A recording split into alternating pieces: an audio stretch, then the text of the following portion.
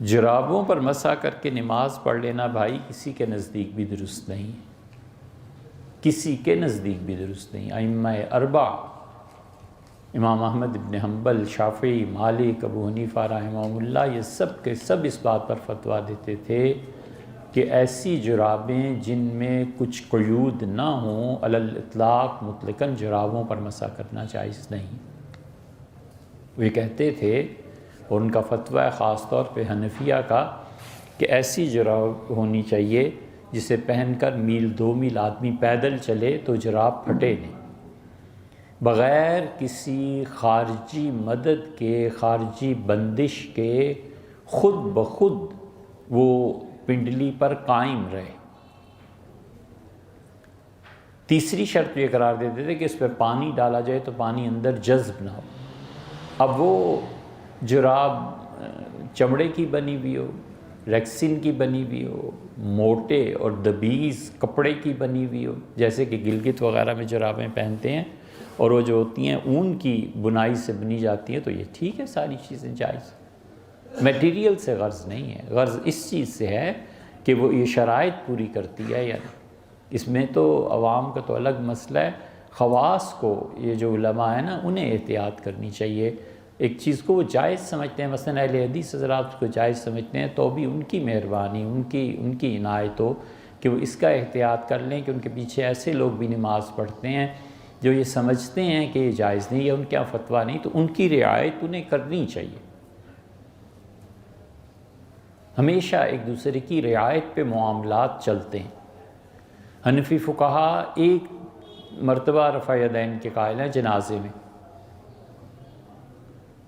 ہر تکبیر کے ساتھ ہاتھ اٹھانا حنفیوں کے آپ نے دیکھا بھی نہیں ہوگا۔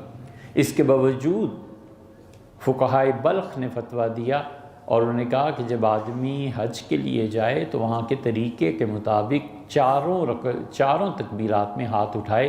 وہ کہتے ہیں اس لیے کہ وہاں پر ان کا مسلک یہ ہے تو اس مسلک کا احترام کرنا چاہیے، اتنی بھی کوئی پابندی نہیں ہے کہ ضروری آپ نے ایک ہی مرتبہ ہاتھ اٹھانا۔ یہ شامی نے لکھا ہے رحمہ اللہ۔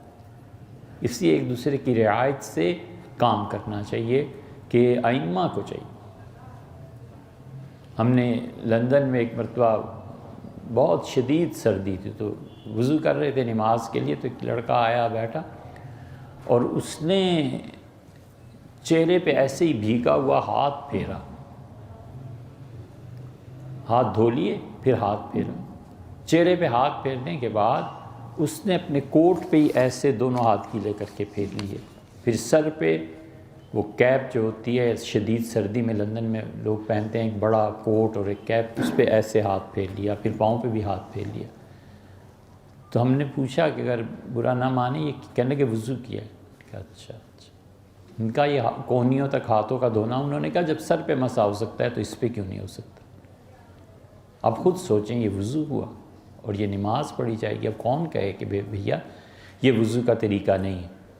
انہوں نے مسا جو جرابوں پہ تھا اور جو سر کا مسا تھا اس پہ قیاس کر لیا، کونیوں کو بھی۔ تو ہم نے ان سے ویسے ہی ایک بات عرض کی، میں نے کہا اگر خاتون نقاب پہنے ہوئے ہوں تو کیا نقاب پہ مسا کر سکتی ہیں؟ ایسے ہی مسئلہ پوچھ رہا ہوں آپ سے۔ میں چپ ہو گئے، کہنے کہ شاید ہو سکتا ہوگا یا نہیں ہوتا ہوگا، مجھے نہیں معلوم۔ تب عورت اگر نقاب پہ مسا کر لے اور پاؤں پہ جرابوں پہ بھی مسا کر لے، سر پہ بھی ایسے ہی کرے اور کونیوں پہ بھی، تو پھر اس کا بھی وضو ہو جانا چاہیے۔ یہ وہ چیزیں ہیں جو انسانی نفس سہولت کی خاطر خدا کے حکم کو توڑتا ہے۔ انسانی نفس کبھی لذت کی بنا پر خدا کے حکم کو توڑتا ہے اور کبھی سہولت کی بنا پر خدا کے حکم کو توڑتا ہے، ان دونوں سے بچنا چاہیے۔